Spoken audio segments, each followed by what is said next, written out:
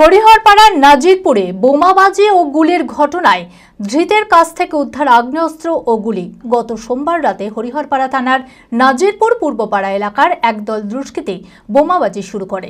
দুষ্কৃতীদের গুলিতে গুলিবিদ্ধ হয়ে আহত হয় এক ব্যক্তি। ঘটনায় অভিযুক্ত ৮ জনকে আগেই পুলিশ গ্রেপ্তার করেছিল।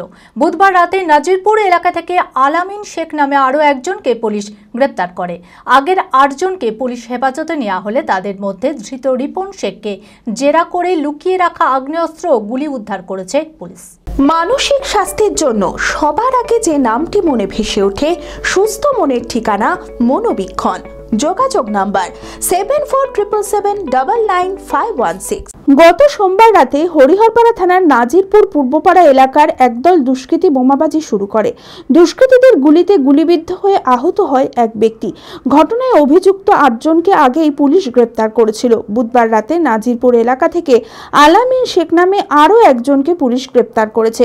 বৃহস্পতিবার ধৃতকে বহরমপুর জেলা জজ আদালতে তোলা হয়। আগের ৮ জনকে পুলিশ হেফাজতে নেওয়া হলে তাদের মধ্যে ধৃত রিপন শেখকে জেরা করে লুকিয়ে রাখা একটি আগ্নেয়াস্ত্র ও ৫ রাউন্ড গুলি পুলিশ উদ্ধার করেছে।